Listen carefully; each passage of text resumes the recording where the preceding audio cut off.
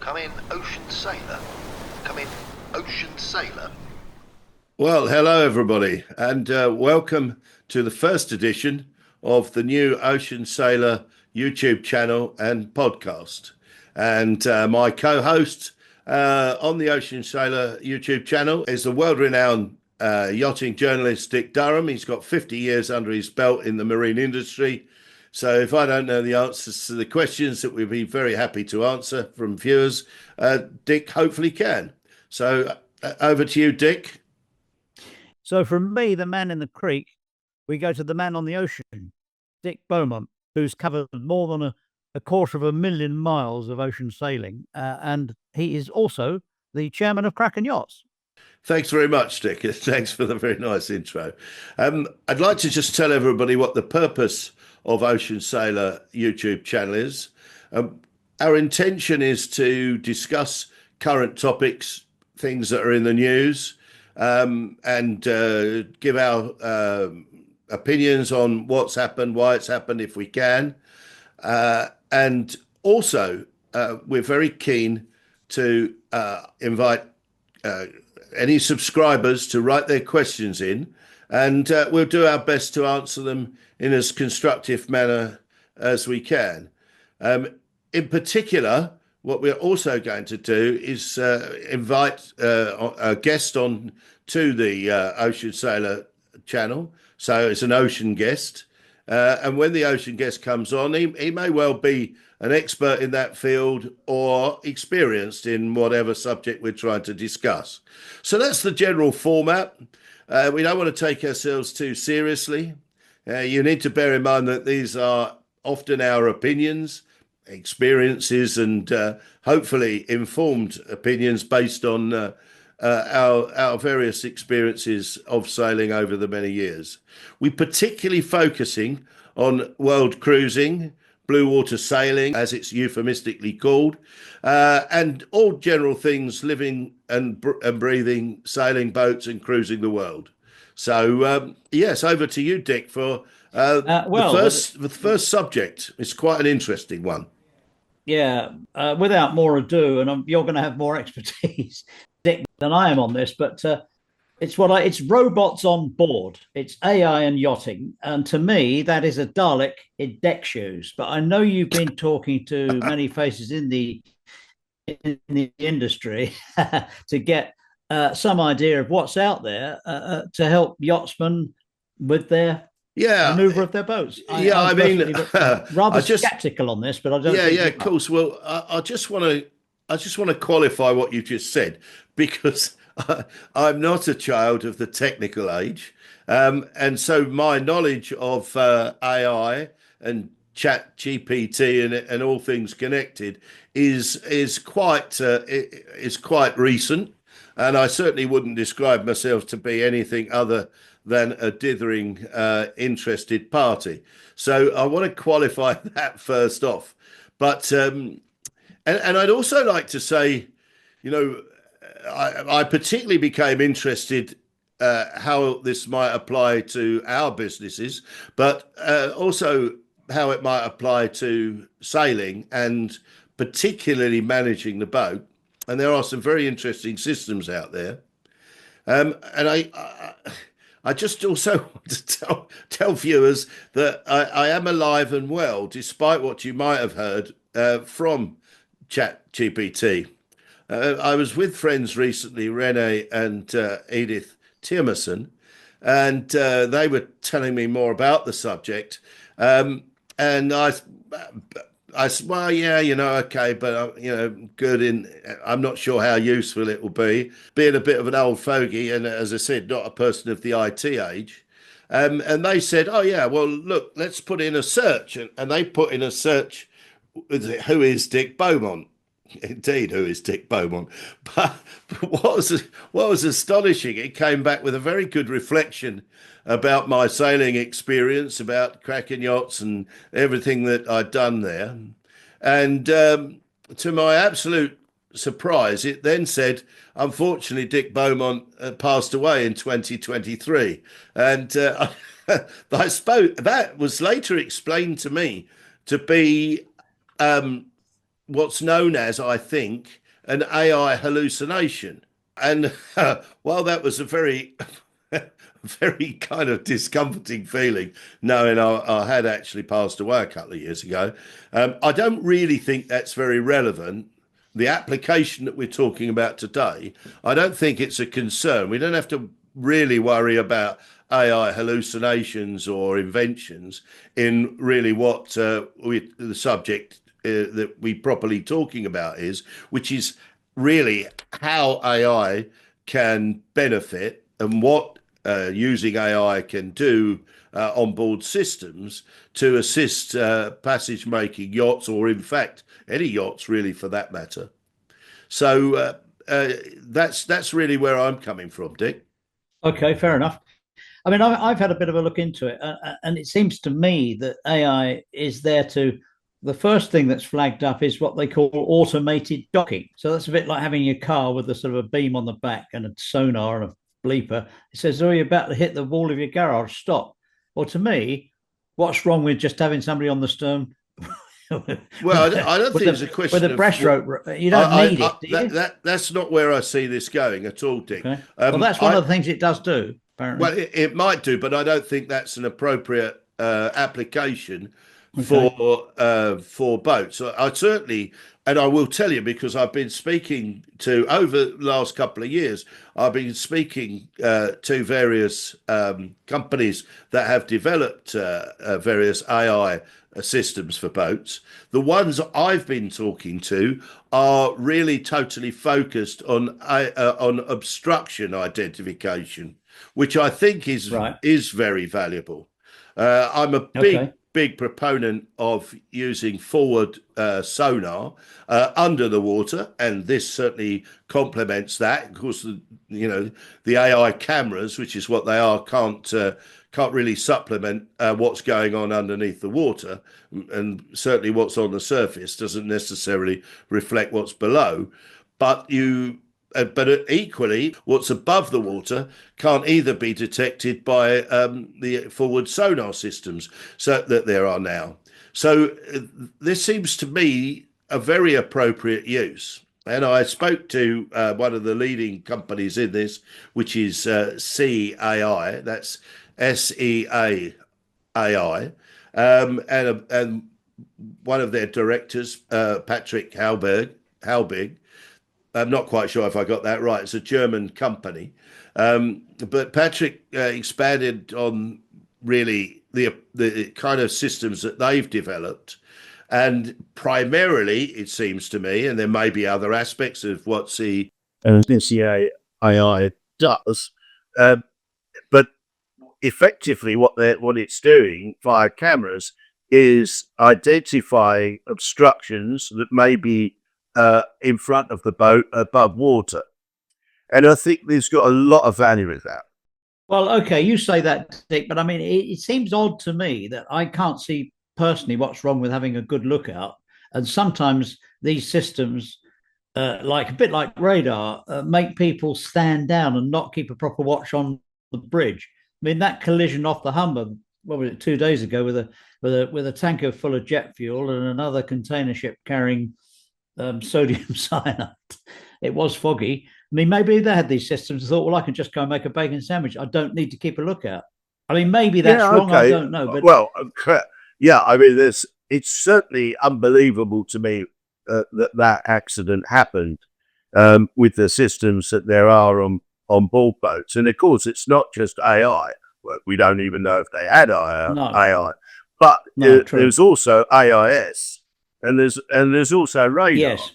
But where I disagree with you, Dickie, is of course you should have a good watch.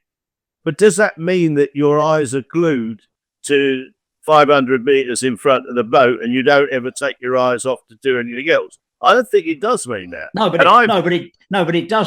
It does mean that in bad biz you slow down, especially off a busy estrary. And maybe it hadn't slowed down. There is one crew member missing, we should say. One crew member missing. I can tell you, in passage making, with short-handed crews, you're really going to be doing 3 or 4 hour watches. If there's 2 of you, you're going to do perhaps 3 hour watches. If there's three of you might do 3 or 4 hour watches. If there's more, you might cut that down to a couple of hours or 3 hours. But I've never met a watch, a crew watch, that actually would spot everything that's going on around the boat and in the direction of the boat. It's valid what you say, that because this can't replace good seamanship.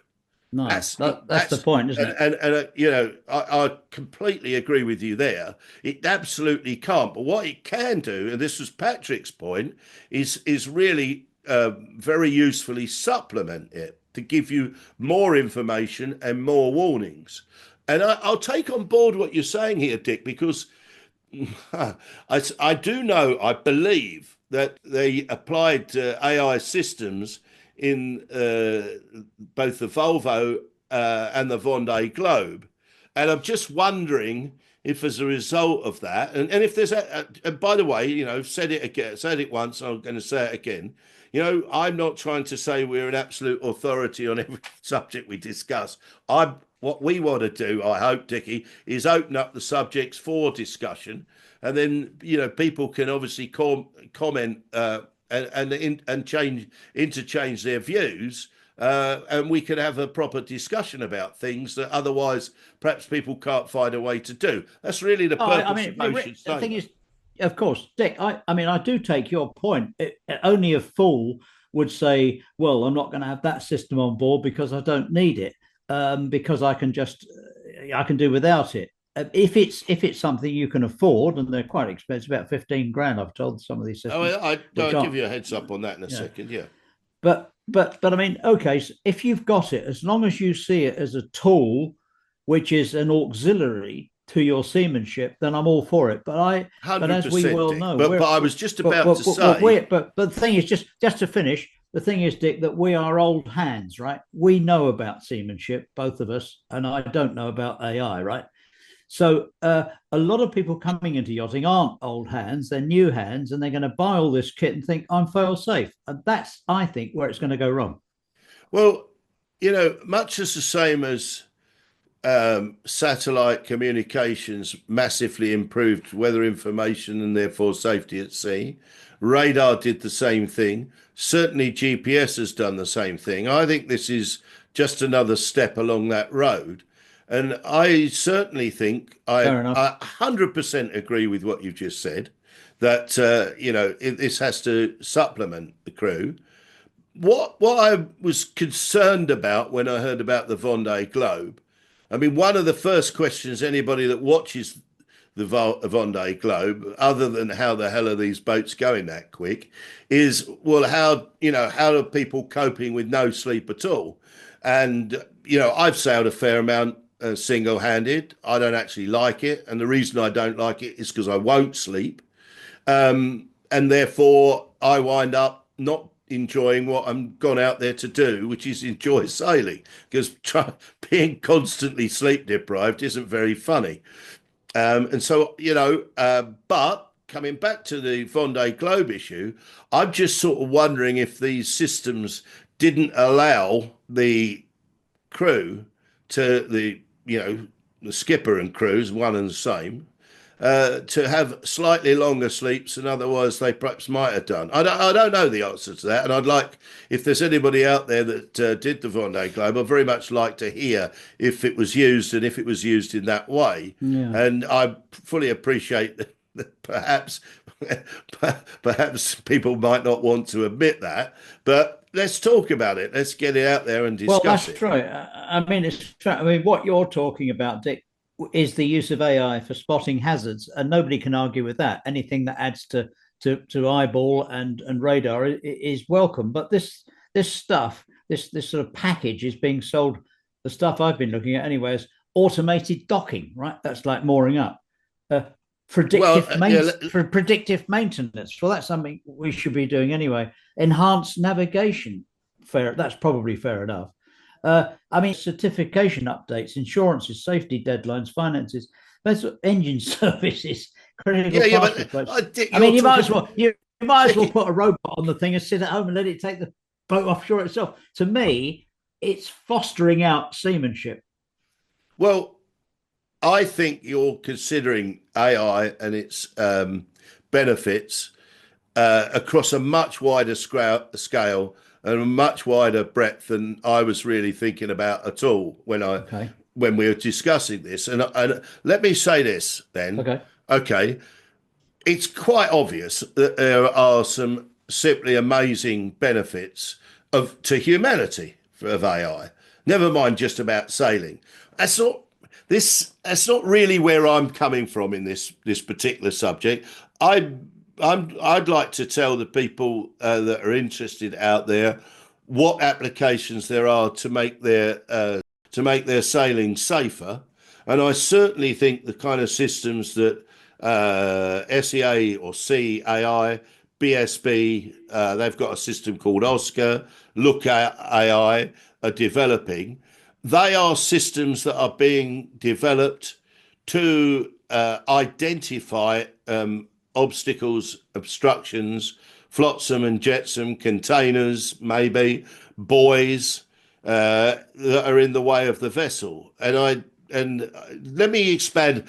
Before we get off into the whole AI discussion, let's just try and, if we can, and just focus on those, if you don't mind. Let's just tell the viewers what is that all about, how much is that going to cost, and what they can expect to get from it. Perhaps that's a helpful thing for us to give people a heads up on, because all of these systems that I'm talking about are really based on, as I've already said, obstacle identification. And there's a big thing, a really massive thing that nobody that has sailed at night won't realise, which is, everybody will know, I'm sailing at night. How the hell do I know what's sitting in front of me that I might ram? Now, yeah, okay, you can pick up ships, you can pick up other sailing boats on radar, you can go on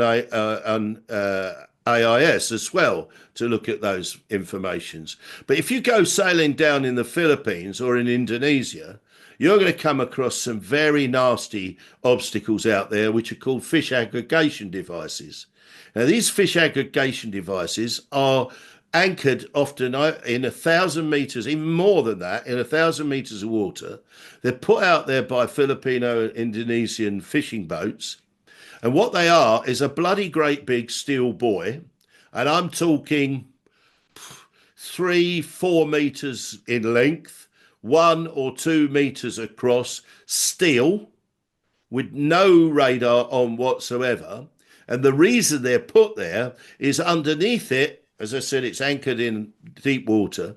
They put a load of like palm tree leaves and bits and pieces of branches and stuff. And the idea is the small fish come and breed in amongst those leaves and those fronds, which attracts the bigger fish like dorado and tuna. This is fairly much on open ocean. Right out there. There's a 300 mile offshore from the Philippines. I saw the first one by missing it at night by about 6 feet. That's a real frightener. In the daytime, yeah, sure, I then saw 2 or 3 more. And I think that these AI systems at night can be really invaluable. And I think the 3 companies I've mentioned, which will give viewers the links to, and they can have a look at themselves and decide which might be the best one for them. I think they could be very, very useful. That's passage making at night. Just to expand on that then. So these great big buoys, this sort of unmarked fish farm out at sea, the AI system is a camera which sees it before the crew does. Is that what it is? It's on the top of the mast, Dick. Right. It's on the top of the mast, and it's scanning the sea, looking for anomalies, and that's what it will flag up. Right. According to how much you spend on the system, it'll detect the smaller items and further away. And you're not far off the ballpark. A very basic system will cost around 10,000 euros, 10,000 pounds, somewhere $10,000, $12,000. A more sophisticated system will cost about 30. And Okay. that's a lot of money. Of course, I get that. But it's Yeah. not a lot of money when you consider the value of your boat. I haven't discussed. So Dick, Yeah, sorry. what? Just to get just on that point. So this camera then, which sees this foreign object, which ought not to be there, according to your chart, that is something that a radar can't do. Yeah, you wouldn't. I didn't see the FADs that I was talking about. Didn't come up on radar at all. And I Okay. will tell you, Dick, it was flat calm. Right. So All if right. there's a 2 meter, 3 meter sea running, You've you've got got no chance at all. No, fair enough. Talking to Patrick, I'm not trying to promote SEA, but he's the guy I spoke to at most length about this.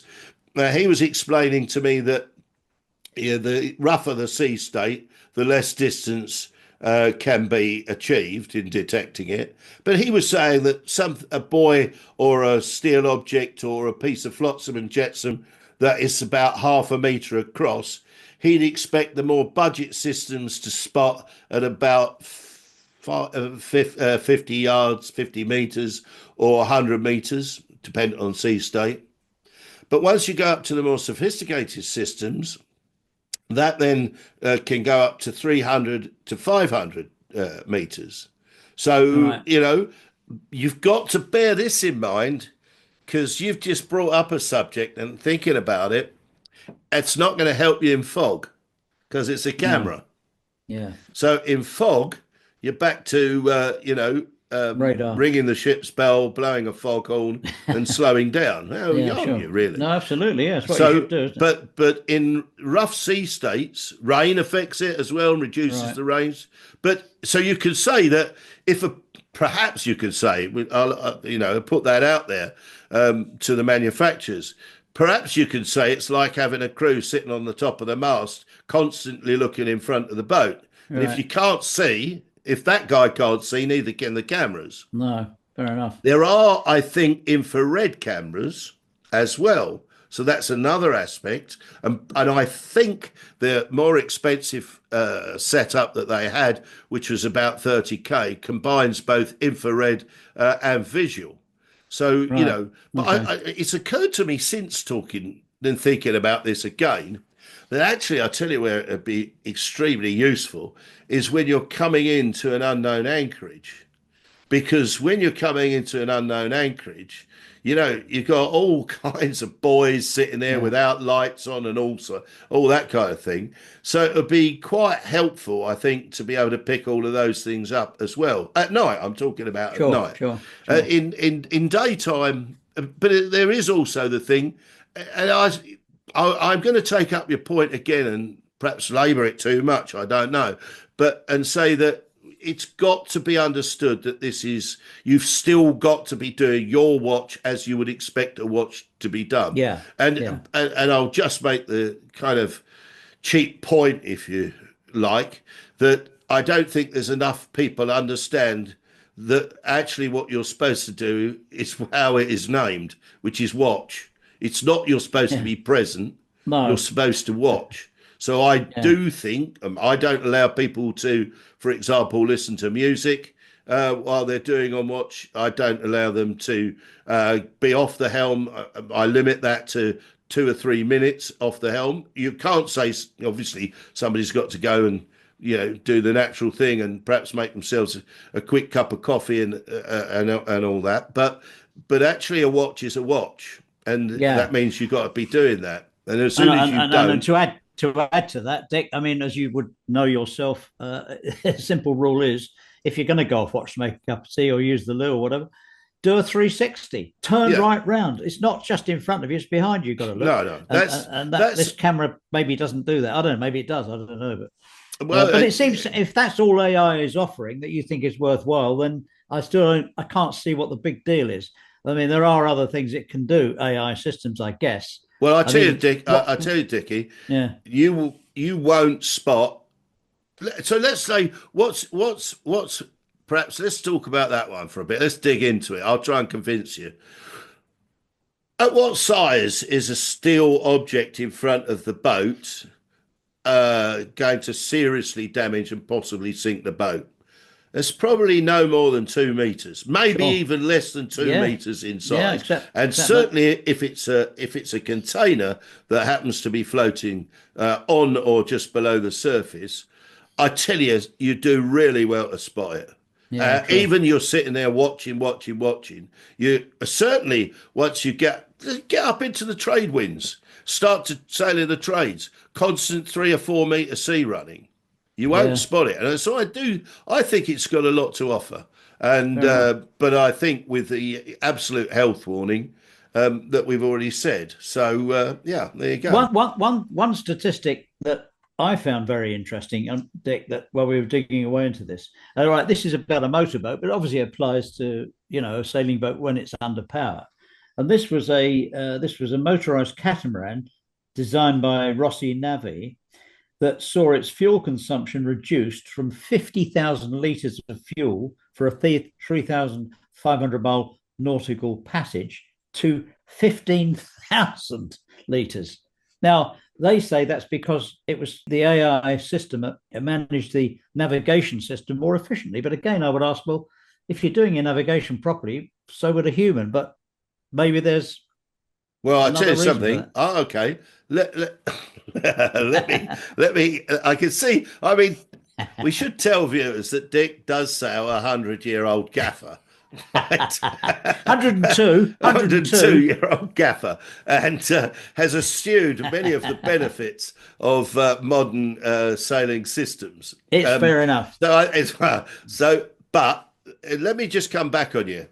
I have never met a crew that could sail such a straight course as an autopilot. Right. No. There's your technology.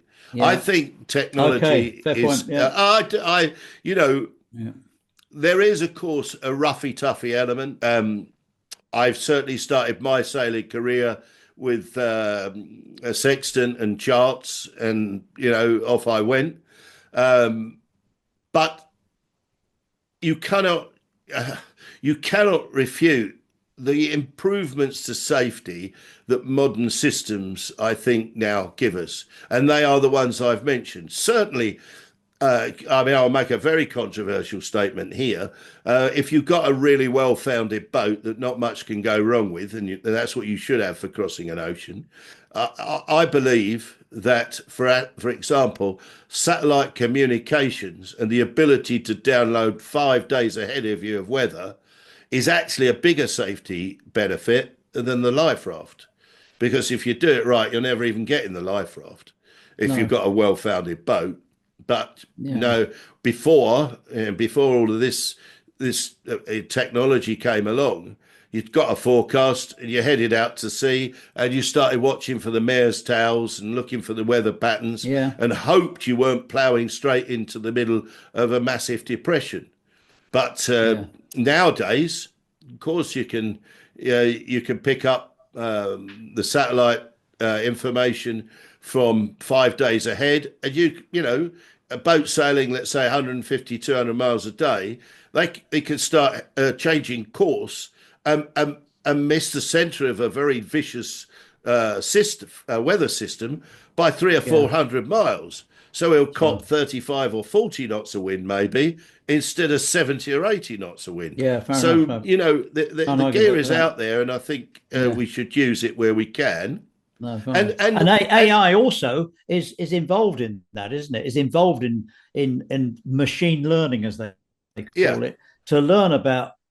You and I both know how depression works and all the rest of it, and the robot learns it as well, and adds to what the satellite's giving it. Yeah, I talked to Patrick. I was give you a route. I talked to one thing I do want to say, and I don't agree with. I talked to Patrick and asked him if his AI system could be integrated with autopilot controls. So the boat, here's one. You're going to hate this one, Dick. and so could it detect that there was something in front of the boat and change course? And on the face of it, you go, oh, that'd be a fantastic thing to do. Yeah, unless you jibe. Yeah. No, hang on a minute. So which you won't do if you're on watch. Yeah. Well, so I don't think you can. I think you must keep a very steady arm, as it were, on the tiller or the helm, and make all of these decisions that you're going to make based on what we know about the sea, but enhance your knowledge by all means by giving you these extra benefits. I certainly have never managed to find one reason why a forward sonar wasn't a fantastic thing to have on the boat. And I certainly would highly recommend them to any ocean sailor, blue water sailor, because you're going into new anchorages all the time. And I guess, Dick, that the forward sonar can be linked up to AI as well for some purpose. I don't know quite what, I guess all of this stuff can. Yeah. Patrick was explaining to me it's almost or as expensive to link all that up as it is to have their their Premier Edition. Yeah. So I'm saying don't go there. Don't do that. Just use it for what we've described. Yeah. And that will be a very big leg up. Here's the thing. Here's the thing I do. Let's just discuss this as well. When I headed out into the blue, it was a very, very rare thing for people to be doing. It was a long time ago now, best part of 50 years ago. And most people built their own boats, so they knew that they were up to scratch and wouldn't let them down.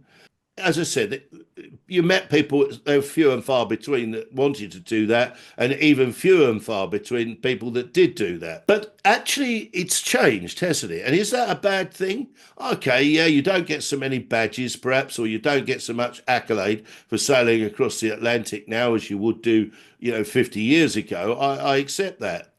But it's opened up sailing and world exploration via sailing or adventure by sailing to husband and wife cruise, to family cruise, and to a lot more people.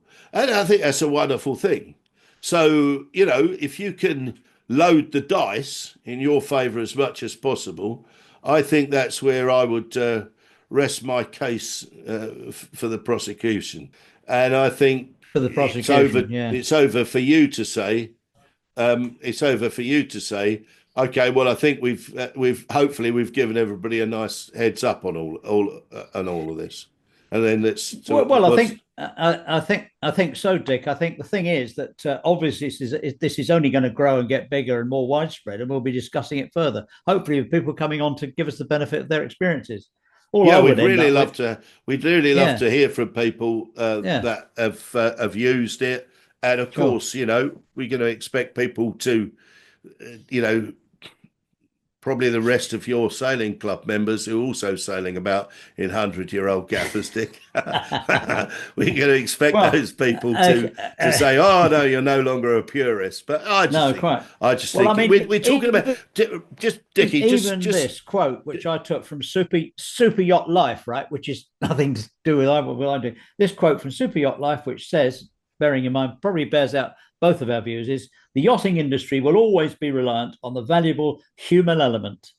Yet the efficiencies gained by AI signal a permanent sea change. You can't put it further than that, I guess. Yeah, I suppose it's not going to go backwards, is it? I think it's important for us to focus, Dick, on the main topic subjects or the subjects that we're trying to give people a viewpoint on Ocean Sailor YouTube channel. Which is specifically really blue water, world cruising, passage making, and cruising under sail, living on board. There's about 6 trillion other ideas that you can bring up for power boats and super yachts and racing yachts, of course. But I don't think certainly don't know enough about those sorts of things. And I'm not going to try and pretend I do. No, fair enough. That's right. So, Good. Okay. Well, Well, it's opened up AI. Let the robots come on to us. Come back, robot. What are you going to say about that?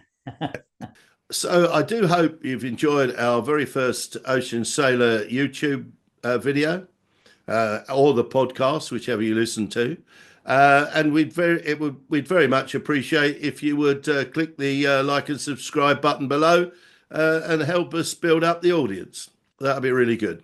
I wish you fair winds and easy seas.